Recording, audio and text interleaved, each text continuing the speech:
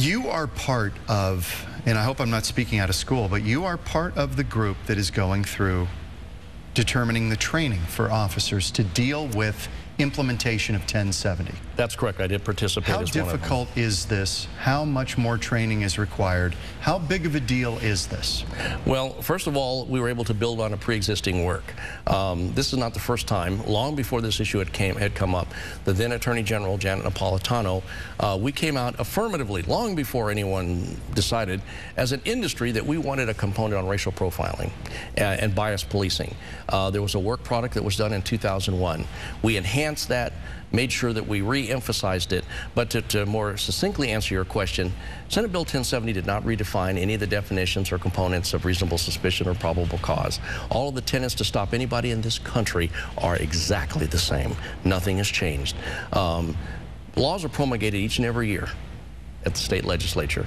Our responsibility and duty as law enforcement officers is to find out what those are, find out the nuances of those enforcements, usually done by our legal and training units. Our officers are given a bolus of training, and then after that we implement those. You're saying that this complicates an officer's job? Not at all. I don't think it complicates it at all. First of all, we've already had the ability to do that.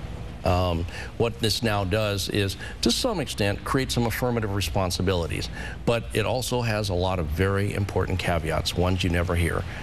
A reasonable attempt, when practicable, and then without being hidden in some back portion in small print, in the same sentence, it says, except if making that determination could hinder or obstruct your investigation. You can call it off right then. I can disengage. In other words, if you're interviewing somebody who may be here illegally, but you need that information for your investigation into a murder or a car theft, right, you can say, you know what, I'm not going there on the issue of national origin because it's going to harm my investigation. That's exactly what it means. You have the right as an officer to call it off right then. That's exactly what it means. I don't think the public generally knows this. Why is that? Because there are folks that don't want the public to know it. In the same fashion, in the way that they're picking out bits and pieces of the bill and trying to add this nefarious tone. I think it is unfortunate when we start mixing the emotional side of an argument that has really anytime you have to be on the business end of a law enforcement action is always a sad event. Mm-hmm. Police officers are not elated because we have to take enforcement action against any member of the public. But there are consequences for conduct. Sometimes those consequences even extend beyond the persons involved. Back with Levi Bolton, lobbyist and consultant for the Police Law Enforcement Association, just back from a meeting with Attorney General Eric Holder on Newsmaker Sunday.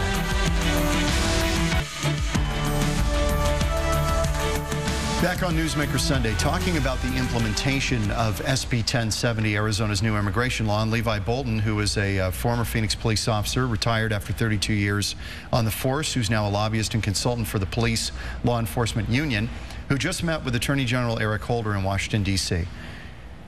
You believe this law will go into effect July 29th?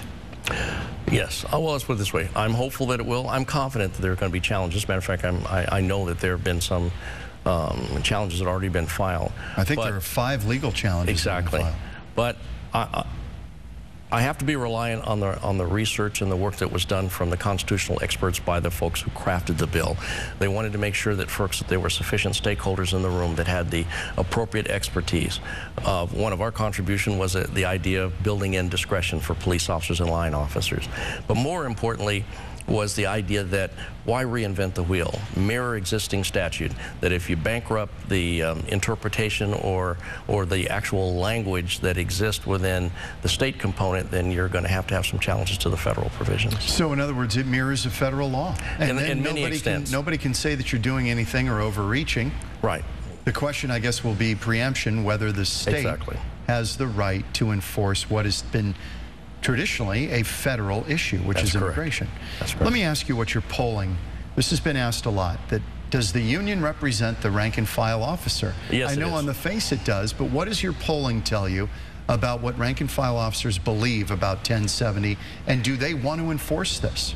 Well, first of all, police officers are made of all shapes and sizes and packages, and I think we represent a good cross-section of folks out there, but we are also good soldiers. I don't necessarily have to agree with all the laws that I enforce, but we deliberately, before we even looked at this issue at all, was we polled our officers twice, long before the bill was actually went to paper on 1070. Asking them what? If you had immigration enforcement tools, would that be something that you would prefer? In other words, the ability to contact your immigration partners if you had reasonable suspicion. And what did the polling tell you? The first poll came out with about 7 in 10. So 70% of our officers want to do it. Want to do it.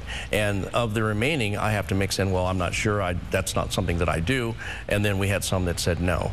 And then we polled them again, and that was just before. That's now we're in the mix of actually testifying in both the House and the Senate here at the state level, and meeting with stakeholders to say, we're going to put our all into this. Let us know, is this something that is going to be useful? And at that point, I think it was 8.9 in 10. So almost. Why does an officer want to be able to do this? What would be the main reason an officer would want that tool in the arsenal? I don't know how we would have an explanation for this. Let's take, for example, let's take illegal. We only got a minute. Okay, let's take illegal immigration out of the way. Let's say the guy's on parole or probation, and I failed to check a guy's probation status, and he molested or raped your daughter, when I could have run a check, found out he was on probation, and where he would have been on the night of the offense would have been in jail. This is a sensitive question, but do you believe that along with the good, hardworking people who come here just for a better life, that there are a lot of bad actors who are coming across that border? Yes, this country was founded on immigrants. This is not an issue of immigration. It has to do with illegal immigration. Illegal immigration is not a race, it's conduct. It's a choice. Conduct is a choice. There are a lot of reasons for choices, so I'm not villainizing the choice. But it's naivety to say that bad things don't come across that border. We've had hand grenades, sophisticated weapons. Your news crews have covered these military life incursions. The battlefields are coming into our neighborhoods, and now you want to take away some of the tools, or at least challenge the tools for local law enforcement. Levi Bolden, thank you. Pleasure. Good seeing you again. Lobbyist and consultant for PLEA, the Police Law Enforcement Association, after a meeting with Attorney General Eric Holder. Fresh back. Thank you for being here on My News pleasure. Sunday.